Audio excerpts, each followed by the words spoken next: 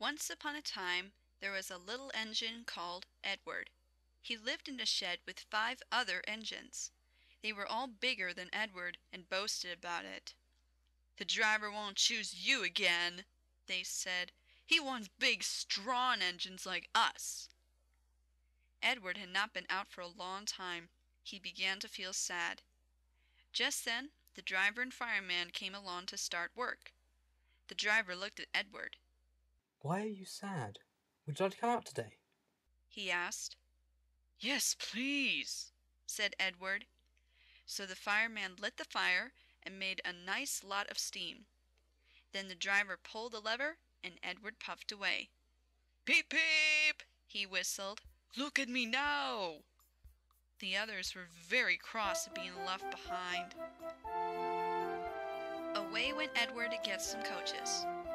"Be careful, Edward," said the coaches. "Don't bump and bang us like the other engines do." So Edward came up to the coaches very, very gently, and the shunter fastened the coupling. "Thank you, Edward," said the coaches. "That was kind. We are glad you are taking us today." Then they went to the station where the people were waiting. "Peep, peep," whistled Edward. "Get in quickly, please."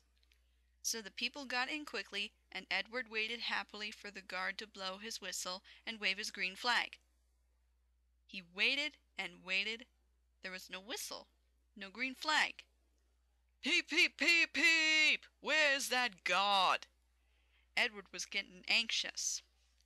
The driver and fireman asked the station master, "Have you seen the guard?" "No," he said. They asked the porter, "Have you seen the guard?"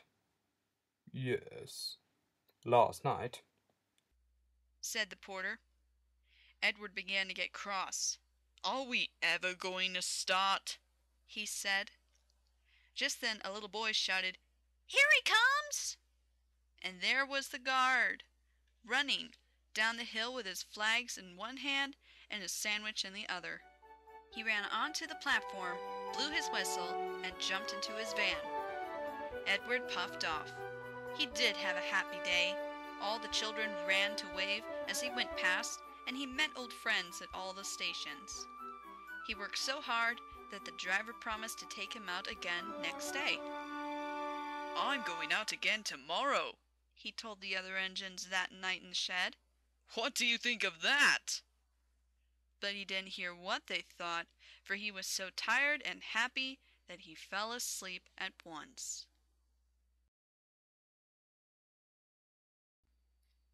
One of the engines in Edward's shed was called Gordon.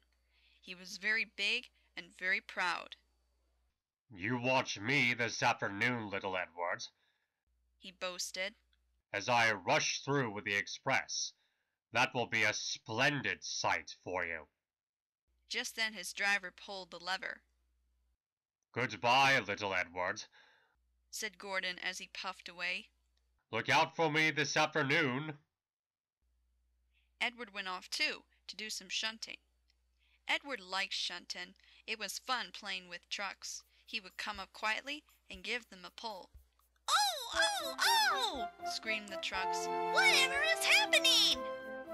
Then he would stop, and the silly trucks would go bump into each other. "Oh, oh!" they cried again.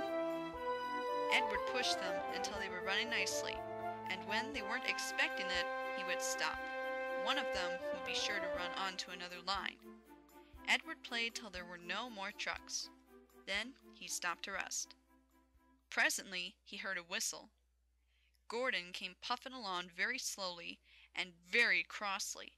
Instead of nice shining coaches, he was pulling a lot of very dirty coal trucks. "A goods train! A goods train! A goods train!" he grumbled. "The shame of it! The shame of it! The shame of it!" He went slowly through, with the trucks clattering and banging behind him. Edward laughed and went off to find some more trucks. Soon afterwards, a porter came and spoke to his driver. "Gordon can't get up the hill. Would you take Edward and push him, please?" They found Gordon halfway up the hill and very cross. His driver and firemen were talking to him severely. You are not trying, they told him, I can't do it. said Gordon. The noisy trucks hold an engine back so. If there were coaches now, clean, sensible things that come quietly, that would be different. Edward's driver came up. We've come to push, He said, No use at all, said Gordon, You wait and see. said Edward's driver. They brought the train back to the bottom of the hill. Edward came up behind the brake van, ready to push. Peep, peep, I'm ready, said Edward, Poop, poop, no good. grumbled Gordon. The guard blew his whistle, and they pulled and pushed as hard as they could. I can't do it. I can't do it. I can't do it, puffed Gordon. I will do it, I will do it, I will do it, puffed Edward. I can't do it. I will do it, I can't do it. I will do it, I can't do it. I will do it, they puffed together. Edward pushed and puffed and pushed as hard as ever he could. And almost before he realized it, Gordon found himself at the top of the hill. I've done it. I've done it. I've done it, he said proudly, and forgot all about Edward pushing behind. He didn't wait to say thank you, but ran on so fast that he passed 2 stations before his driver could make him stop. Edward had pushed so hard that when he got to the top, he was out of breath. Gordon ran on so fast that Edward was left behind. The guard waved and waved, but Edward couldn't catch up. He ran on to the next station, and there the driver and fireman said they were very pleased with him. The fireman gave him a nice long drink of water, and the driver said, I'll get up my paint tomorrow and give you a beautiful new coat of blue with red stripes. Then you'll be the smartest engine in the shed.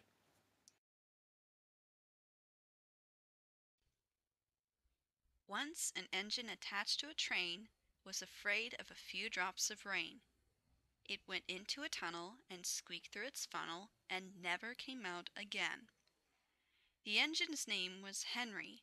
His driver and fireman argued with him, but he would not move.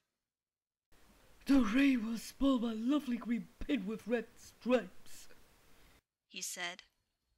The guard blew his whistle till he had no more breath and waved his flags till his arms ached, but Henry still stayed in the tunnel and blew steam at him. I'm not going to spoil my lovely green paint with red stripes for you, he said rudely. The passengers came and argued too, but Henry would not move. A fat director who was on the train told the guard to get a rope. We will pull you out, he said, but Henry only blew steam at him and made him wet. They hooked the rope on and all pulled except the fat controller. My doctor has forbidden me to pull, he said.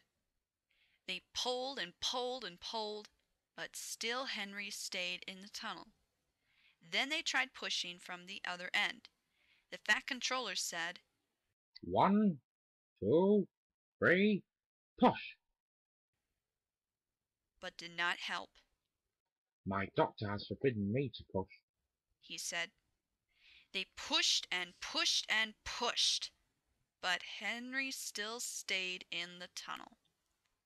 At last another train came. The guard waved his red flag and stopped it. The 2 engine drivers, the 2 firemen, and the 2 guards went and argued with Henry. Look, it has stopped raining, they said. Yes, but it will begin again soon. And what will become of my green paint with red stripes then? Said Henry. So they brought the other engine up, and it pushed and puffed and puffed and pushed as hard as ever it could. But still, Henry stayed in the tunnel. So they gave it up. The Fat Controller told Henry, We shall leave you here for always and always and always. They took up the old rails, built a wall in front of him, and cut a new tunnel. Now Henry can't get out, and he watches the trains rushing through the new tunnel. He is very sad, because no one will ever see his lovely green paint with red stripes again. And I think he deserved it. Don't you?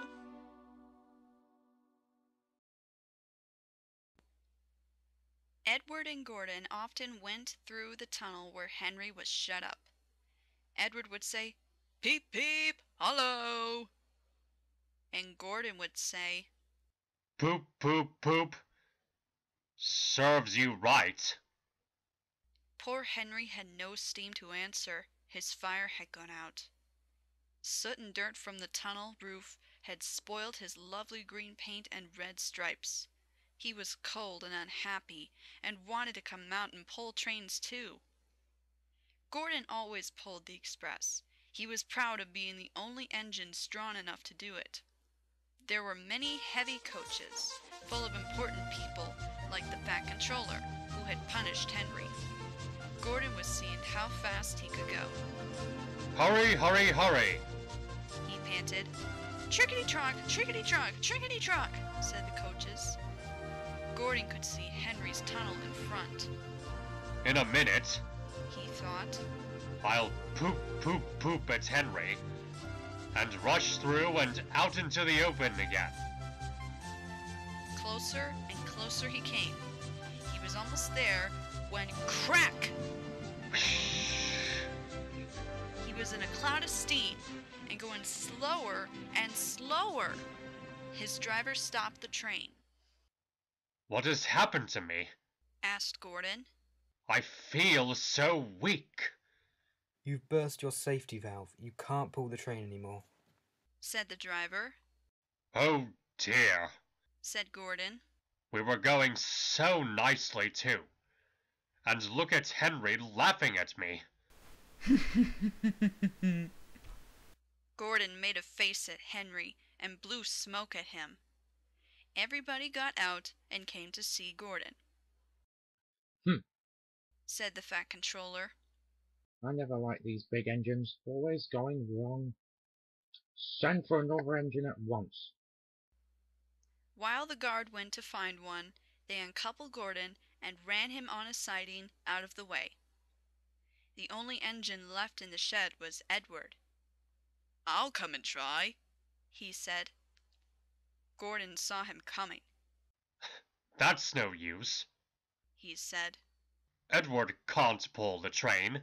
Edward puffed and pulled and pulled and puffed, but he couldn't move the heavy coaches. I told you so. Said Gordon rudely. Why not let Henry try? Yes, I will. Said the Fat Controller. Will you help pull this train, Henry? He asked. Oh, yes! Said Henry at once. So Gordon's driver and fireman lit his fire, some plate layers broke down the wall and put back the rails, and when he had steam up, Henry puffed out. He was dirty, his boiler was black, and he was covered with cobwebs. Oh, I'm so stiff, I'm so stiff. He groaned. You'd better have a run to your joints and find a turntable. Said the Fat Controller kindly. Henry came back feeling better, and they put him in front. "Peep, peep," said Edward. "I'm ready." Peep, peep, peep, said Henry. So am I. "Pull hard, pull hard, pull hard," puffed Edward. We'll do it, we'll do it, we'll do it. Puffed Henry. "Pull hard, We'll do it, pull hard, we'll do it, pull hard." we'll do it. They puffed together. The heavy coaches jerked and began to move, slowly at first, then faster and faster. We've done it together, we've done it together, We've We've done it together! Said Edward and Henry.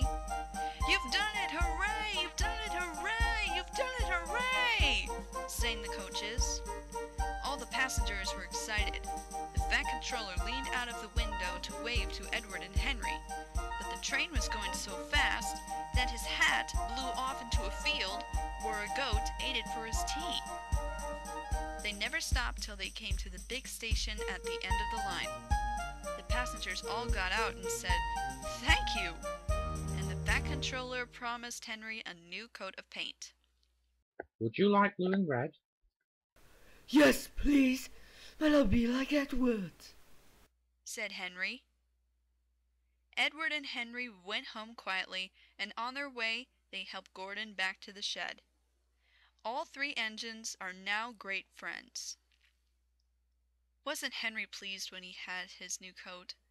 He is very proud of it, as all good engines are, but he doesn't mind the rain now, because he knows that the best way to keep his paint nice is not to run into tunnels, but to ask his driver to rub him down when the day's work is over.